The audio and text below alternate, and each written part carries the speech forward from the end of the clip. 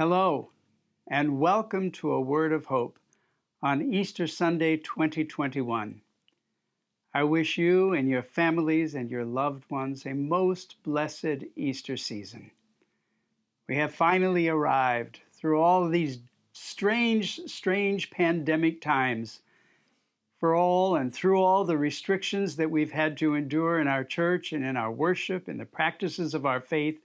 We have still arrived at Easter Sunday. God will not let us down, no matter what we ever have to go through.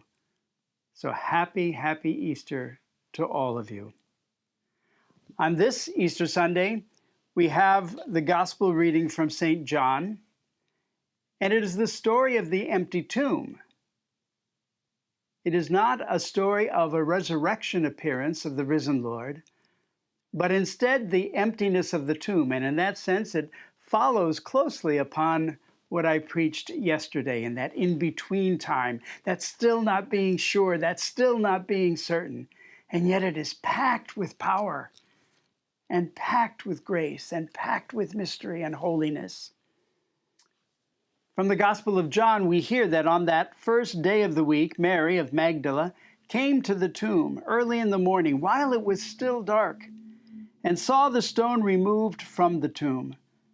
So she ran and went to Simon Peter and to the other disciple whom Jesus loved and told them, "They have taken the Lord from the tomb, and we don't know where they have put him." And we know the rest of the story, how John, the beloved disciple, took off running for the tomb. He was so much younger than Peter, so he ran, and of course he beat him to the tomb, but he waited for Peter to get there.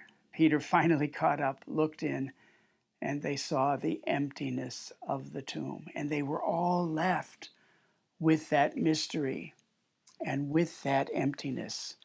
One of the commentators on this Sunday says, what is most apparent from the resurrection accounts in the Gospels is that the meaning of the event was not immediately intelligible. The empty tomb was not a proof of the resurrection, but a fact whose meaning needed to be discovered.